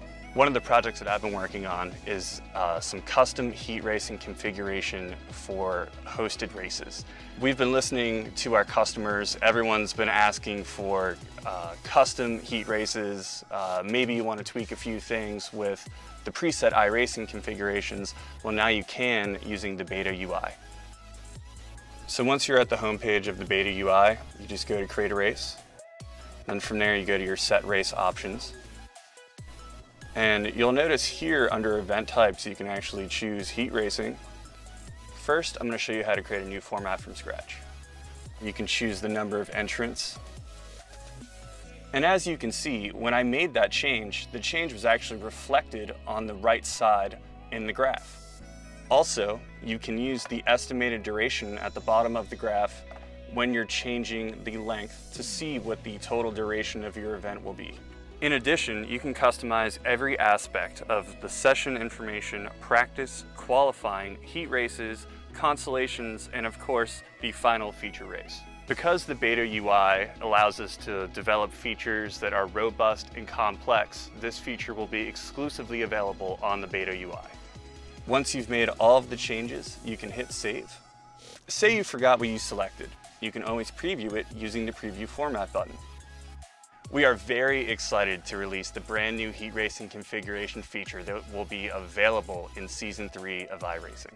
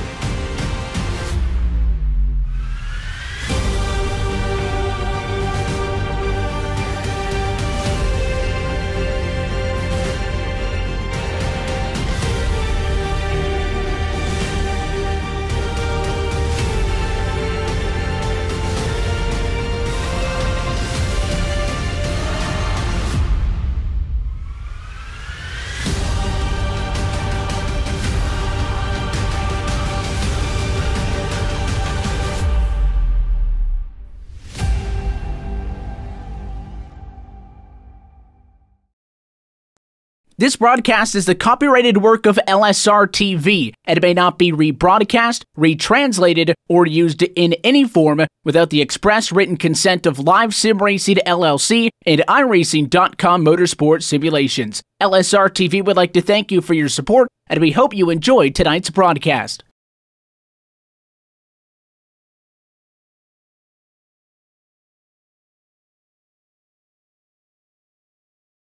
And welcome back live to the Martinsville Speedway for LSR TV's post-race coverage of tonight's Martinsville 200, the 27th race on this 2018 campaign. Happy that you're with us on the iRacing Esports Network. We'll go trackside, talk with the top finishers in just a moment. Before we do so, myself, Evan Pasoka, Brian Backlund, we will look top to bottom at tonight's full race results. It is Brandon Bowie at the end of the day, 0.2 of a second atop Daniel Falkenham, who comes home P2, and Spencer Preet in third. We will all go trackside with just momentarily. Michael Cozy Jr. in fourth, and Lionel Callisto round out your top five. It is also going to be Dylan Jones, David Comstock, Michael Guerrilla ending this one on the lead lap. 6th, 7th, and 8th position. 9th is David Washington, and Andrew Fernandez comes home in 10th. Finishing in the 11th position here tonight, Daniel Eberhardt had some big issues here tonight. Galen Goodwin finishes P12. Shane Parrish comes home in the 13th spot. Then we have Tom Morano finishing 14th, and Jason Jacoby rounds out our 15-car field tonight. And Evan Pasoko, after a very interesting race with a lot of issues with our playoff drivers, one playoff driver had pretty much a flawless night, and he has a guaranteed ticket to Miami. You're down with our race winner, Mr. Brandon Bowie, in victory lane. It was quite a night for Brandon Bowie this evening after, of course, starting way back in 13th position on the grid, worked his way forwards, and he ends it in victory lane. Brandon, congratulations. You're not only the race winner for Martinsville, but, sir, you're headed into Homestead as part of the Championship 4. Yeah, thank you. That was a very calm race until we got to about 50, 60 laps to go. And then it just got ridiculously crazy. But I'm so happy to finally get another win this year. I've been working hard to try to figure out where I'm missing. I mean, Andrew Fernandez has been winning races left and right. That whole Aegis group has been fast. So it's finally good to finally put it all together, finally get the win. And super happy to finally be in the Final Four. I missed it by a couple points last year, so happy to be going to Homestead and hope to get that win there too. Redemption certainly tastes very good, and Brandon, you guys have been, I mean, pretty on the ball per se. This so far in the playoffs, we were talking about some of the guys who made it into this one, by barely a couple of points above the cut line. in each exchange, but it has been relatively smooth sailing up until this point. You finished 5th in the last round and second in the open round of the playoffs, but to be able to obviously convert that to a race win in this round of all of them, where a majority of our field now is, you know, the 8 guys trying to fight for just 4 spots. I know it's going to mean a ton. Did you really look at this race coming into it as one that this could happen at? I mean, 13th position doesn't tend to be the best place to start a race, but you were able to work through it and keep the car pretty clean in the process. Yeah, Martinsville is one of my better tracks. I kind of felt like if stuff happened, uh, cautions, things, people getting into incidents and stuff like that, I felt like I could get up there and win. I obviously made a mistake and I couldn't hold off Dylan anymore. And then he got by me, and then I tried to match his times, which I did. But overall, I think if he didn't make the little mistake that he did going into, I think it was 3 and 4. If he didn't make that mistake and the caution never came out, I don't think I would have been able to catch back up to him. So again, circumstances just happened to work my way, and I took advantage of it. Knowing that you're going to be racing in Homestead for the championship, that is the... But... I mean, I guess you do have to give a little bit of track time at Texas or Phoenix, or you just forget about that for the next 2 weeks. How do you kind of take it easy and try to compartmentalize things without getting too worked up before we actually get there for the finale? No, actually, I've been hoping to do the same thing at Texas, same thing at Phoenix. It's one of those things where for me is I can't back off. If I back off, then I feel like I'm kind of losing that edge a little bit. So I'm hoping to take this same momentum, take it into Texas, run hard there, hopefully get a win, and hopefully get a win at Phoenix. Doing that takes the opportunity for other drivers to get locked in, which I don't really want, because there's a lot of fast guys in this top 8. So if I can get people to win on points, that's good enough for me. But if I can take away those wins as well, that's even better. Well, we know that it is going to be a fun finale on 2018 as you guys look to close it out this time around, but it was equally fun watching this race tonight. It got pretty crazy in this final 50, but at the end of it all, you and that 43 Chevy come out on top, Brandon. First time in victory lane in a while, but it is going to be win number 3 for you guys in 2018. Sponsors, shout-outs, all that good stuff. Who makes it happen for you? Yeah, gotta give a shout out to racingbids.com. Check out their website. You can sell any type of memorabilia on there or buy any type of memorabilia. They also have a Facebook page where you can go on. They do live auctions now. You can do live bids on some really, really cool die casts and merchandise. Got to also thank Commodore's Garage for coming on board. They've been a great sponsor to have on. I've learned a lot about settings and how to build setups and stuff like that. I got to also give a thank you to Lionel, Daniel, David, Spencer, Michael. They've been helping me along. Unfortunately, my team kind of dispersed in the middle of the season. So it's a little bit of the struggle trying to find the right guys to work with, and they're a great group of guys to work with now. I'm so thankful that they were able to kind of accept me in and groom me and get me back to help get back to victory lane. Back at victory lane, and I think at the most critical time all year, as it means a ticket into the championship for you. Win the opener of the round of 8. Brandon Bowie, your race winner tonight in the Martinsville 200. Brandon, thanks for your time. Congratulations on the win, and if all goes according to plan, we'll chat with you next week also. All right, thanks, Evan. The top guy tonight from the paperclip. Meanwhile, coming home in second position, somebody who probably could have really used that move late, but just missed off of it. He'll get a lot of points tonight, though. It's a P2. Daniel Falkenham is in a great spot on a playoff grid, and he's trackside with Brian. Yep, down here with our second place finisher here tonight, Daniel Falkingham. Daniel, you were a couple of corners away from potentially getting a win that would have secured you into Miami, but nonetheless a great finish here tonight. You're the highest finishing playoff driver without a victory in this round. You have a 5-point advantage over 5th place right now. Pretty solid night for you guys. Yeah, absolutely. I mean, considering how my race was going after I got involved with that incident with Renards, I did not have really a lot of expectations for the rest of the race. I just wanted to get through the rest of the race as clean as possible, which really didn't happen. But I mean, the cautions were pretty just fell my way too, and with a few of those guys pitting towards the end and me staying out, that really played into my hands too, because we had like all the guys that all my teammates all pretty much all lined up together to give us a good shot at one of us punching our ticket to Homestead. So yeah, I mean, I want to try to go for the win, but I knew Brandon, he definitely deserved the win. He was like one of the best cars all night. I was around mid pack the whole race, so was kind of struggling to find the most consistent speed. But overall, very good race considering where I was like 20 laps before the checkered flag. And looking at your numbers for the season, you're the only driver left in the round of 8 without a victory so far this season. Do you feel like you can point your way into Miami, or do you feel like the next 2 races you need to try to go for a victory to guarantee yourself a spot? You have 5 points over 5th place right now, but you have guys like Andrew Freenars below the cut line, Daniel Eberhardt below the cut line, guys that you can almost expect to be up front battling for a win. Do you have to step it up and go for those wins too, or can you make it in on points?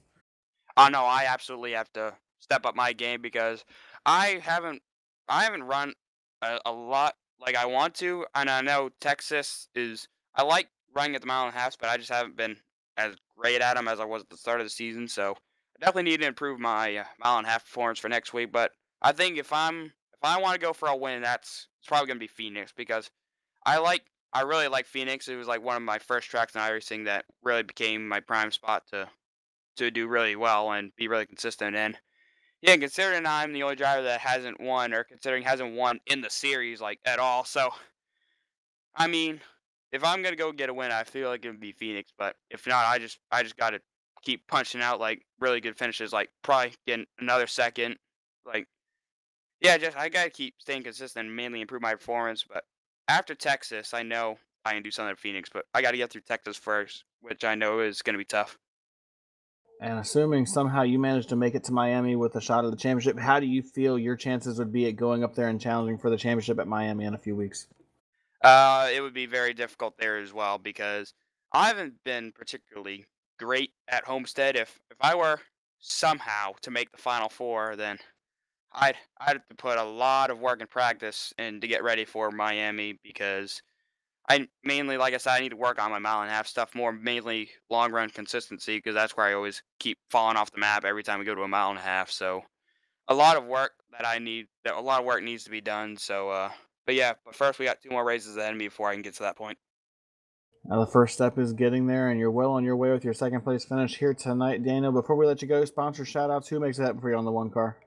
Yeah, I gotta thank First Rate Bait and Colby's Eye Paints for being on the car. Yeah, thank Cameron Colby for who designed my race car from Colby's Eye Paints. And I want to make a little announcement from Colby's Eye Paints that we are actually doing a special race called we're actually doing the Toys for Tots 250 at Daytona during like a few weeks before Christmas. And that Cameron Colby is putting on. So and all you gotta do is just donate $10 to Toys for Tots. So if you want to get interested in running, there's a lot of spots open. Just join Colby's Eye Paint group on Facebook, and you can make a donation there. And yeah, and there's more information about that. Also, I gotta thank all my teammates at Caribou Racing, Brandon Bowie, David Comstock, Milo Guerrilla, and Lionel Callisto.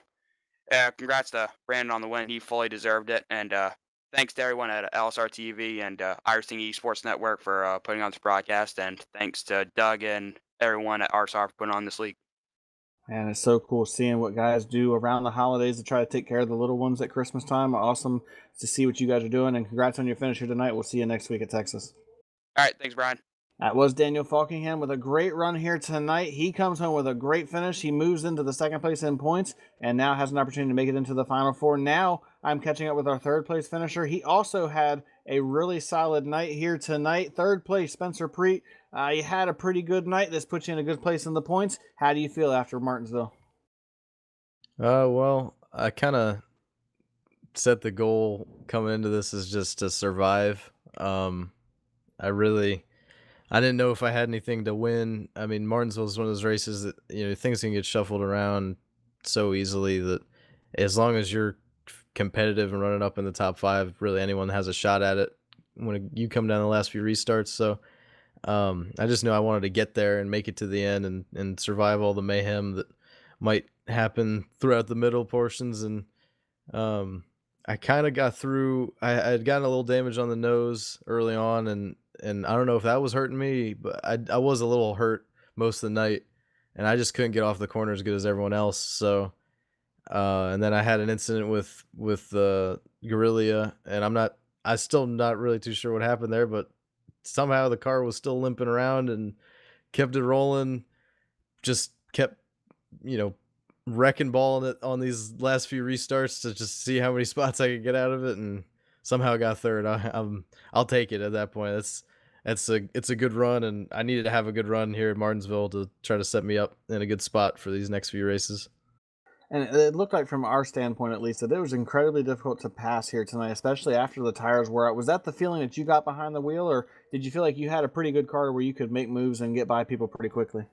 Oh yeah, like I said, I couldn't get off the corner as good as everyone else. So when the tires wore out, I had to wait for people to make big mistakes, or else I just couldn't complete a pass. I think I rode behind that 17 car for 30 laps, probably, maybe more. I mean, it was a long time that I spent trying to figure out some way to get around them, and I mean, it was difficult. You really had to set them up.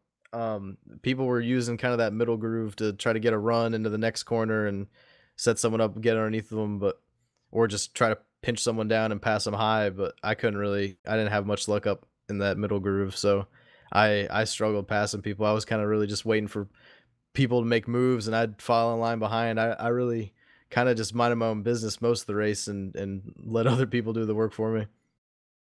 And with guys like Daniel Eberhardt and Andrew Freenars having issues here tonight, what do you have to do over the next 2 weeks to hold on to your spot in the Final Four? You currently are third in the points, and you have a 4-point buffer over fifth place in the points, David Comstock. How difficult is it going to be, and what do you have to do in the next 2 races to hang on? Well, I mean, those are all guys that could win any week. Andrew for sure, he can torch us whenever he wants to, it seems like, and Eberhardt's got speed too, that especially on those 1.5 miles, he's always really tough. So I guess I'm looking at it like I'm trying to point my way in, but getting a win would make it a lot easier. I don't know. I think a good run at Texas is really what I'm shooting for. Phoenix would really be my only shot to win, but I don't want to have to go into Phoenix in a must-win scenario. I really just want to be able to just do my own thing and run well there. But you got to keep in mind that any of those guys could win at Texas or Phoenix. So that's one less spot to point your way in. So really it's just going to be a fight for every spot, every point that I can get. It's going to be a knockdown, drag-out fight all the way to the end, and we can't wait to see how it all shapes up. But before we let you go, Spencer, sponsor shout-outs. Who makes it happen for you on the 37 car? Shout out to everyone keeping this league going. Shout out to Cozy and his stream. Everyone watching. Thank you to you guys for putting on the broadcast. And thank you very much. Congrats on your third place finish here tonight, Spencer, and we look forward to seeing you next week at Texas. Thank you. See you then. A great run for Spencer Preet, moves him up to a pretty good spot in the points. And Evan Pasoko, now we have to look ahead 2 weeks more of racing before we know who the Final Four is going to be. Of course, Brandon Bowie did it here tonight. We know he will be racing for a championship in Miami in a few weeks' time. If you had to pick a couple of drivers that could potentially make it in, who do you think? I have to feel like Andrew Freenars is going to win one of these next 2 races. Yeah, I'll completely agree with you on that. And the way the points look coming out of this one, Comstock down 2, Guerrilla down 2, both Eberhardt and Freenars are down 5. Now, the thing is, 5 points is not at all a lot. So it's not like those drivers have to win, but I just don't see Andrew Freenars going any further than the win. He won 6 races in a row. It is on a 3-race losing streak. Now, any other driver, you don't win for 3 weeks. That's just called life. You don't win for, 10, 15 sometimes. That's how it works. But this is a guy that expects to win. So I think certainly Freenars is going to be somebody that gets a race win in these next couple of weeks. I think Preet may be able to get in. And then it might be a toss-up. I think Dylan Jones and Daniel Eberhardt or Andrew Freenars are close, but I think it might be Eberhardt and Preet going back-to-back. But I think a feel-good story would certainly be Daniel Falkenham pulling this one out. Yeah, I'm rooting for Daniel Falkenham to make it into Miami. I mean, he hasn't necessarily had the season he's been looking for. Only 8 top 5s, through 27 starts, and you know, he just hasn't necessarily had the speed, but he's been consistent all season long. He's been there at the end of these races, much like he was here tonight. Didn't have the speed to get out front all night long, but he stayed out of trouble for the most part. He had a couple of issues, but stayed out of trouble, kept the car somewhat clean, and was able to get the good finish. I'd love to see him do it, but I definitely think Andrew Freenarge, he's going to make a statement, especially next week at Texas. He's been so good on the 1.5 mile tracks this year, as you mentioned, winning 6 in a row earlier on in this season. I just have this feeling he's going to go out there next week at Texas, and he is going to put on a clinic. And we certainly hope that you're with us for that race at Texas. That one next Monday, November the 12th. We'll be at Phoenix on the 19th and in Homestead on the 26th. But it was a fantastic night for the Martinsville Speedway. With that being said, 27 races are down and only 3 are left to go on 2018. That'll do it for us here tonight from Henrico County, Virginia at Martinsville Speedway. On behalf of our entire team at LSR TV, we want to thank you for being a part of this. And of course, for everybody behind the scenes, your crew tonight, myself, Evan Pasoko, for Brian Backlund, our producer, Brett Wheeler. I want to thank you for joining in and congratulate your race winner. How about Brandon Bowie? He is moving on. 3 spots remain in the championship 4. And we will determine who they will be over the course of the next 2 weeks, starting next Monday night from Texas Motor Speedway. That race and every race as the playoffs continue in the Full Throttle RealSimRacing Cup Series powered by English Auto LLC. They can all be found right here on LSR TV and the iRacing Esports Network. Until next time, though, good night from Martinsville. The following is a special presentation of iRacing on LSR TV, your home for sim racing.